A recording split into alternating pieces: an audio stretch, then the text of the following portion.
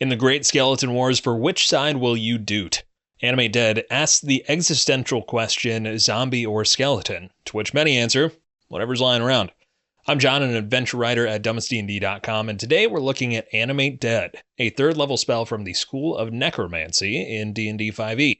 Available to Death Domain Clerics, Wizards, Circle of Spores Druids, and Oathbreaker Paladins, Animate Dead lets you create an undead servant to do your bidding. You'll need to provide the armor and weapons if you want them to be helpful in combat.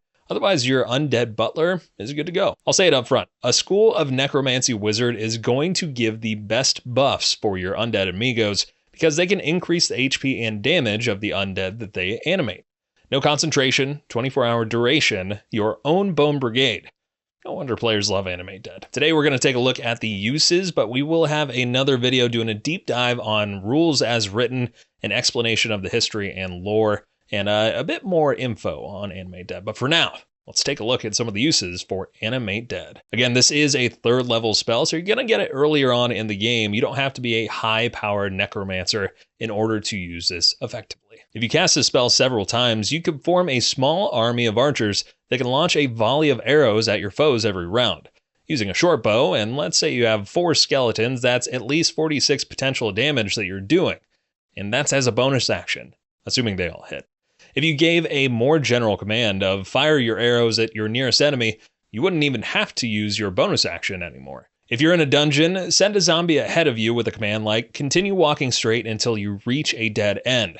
Strap a torch or light to it and see if there are any traps between you and the next turn within the dungeon itself. You could have your undead act out famous plays from across the realm, though it would be like watching a silent film since they can't talk. You could have your zombies or skeletons form a spooky alarm system where you sleep peacefully and they alert you if anyone tries to attack. Nothing better than sleeping while several animated piles of bones stand silently next to your bed, hovering over you. Casting prior to a long rest still gives you 16 hours to leverage your undead buds. You could even have them go fetch firewood or create some sort of undead perpetual motion machine, since they will continue to follow your command until their time with you is up. Mid-combat, you could have them form a shield wall and go retrieve the MacGuffin that is difficult to get to, while you and your party deal with the enemies in the way. Remember too, unless you've got additional buffs to enhance the attacks of your undead, each individual undead is only doing 5-ish damage each turn, but they also take up physical space. For every 8 undead, you could surround a medium or smaller creature, essentially shoving them into a meat grinder while you go about your business. Now let's get into some of the more chaotic uses and cheeses. A chest cavity is fairly large, which means it is well sized for shoving a ton of explosives into. Once that turkey is as stuffed as you can get with alchemical mayhem, have the skeleton or zombie march right into your enemy forces and trigger the bomb to go off. Long fuse, excellent archery shot, whatever it may be, no fuss, no muss. A lot of folks will point to keeping your undead inside a bag of holding, and you could probably fit 10-20 skeletons in there depending on your DM. But what about a Boney Backpack?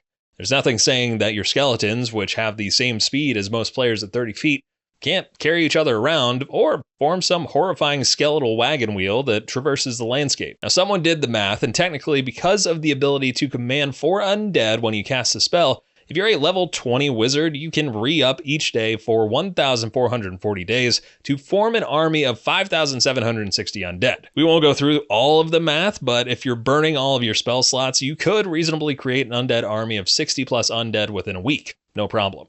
If you're thinking about doing this, please talk to your DM, because this could be a pretty quick way to get nerfed at the table or asked to never come back. I personally don't know many players that would want to wait 1,440 in-game days for you to build this army up. There's even more chaos though if you use Create Undead to generate some wights as sub-commanders who can then create even more undead. I definitely don't have enough fingers for that. If you're a new DM and you're freaking out about this right now, consider having a roaming band of clerics or paladins that are hunting your necromancer, since they're either exhuming or taking the bodies of the dead, preventing them from getting a proper burial. A big old bludgeoner, especially one that deals radiant damage, could make quick work of the skellies.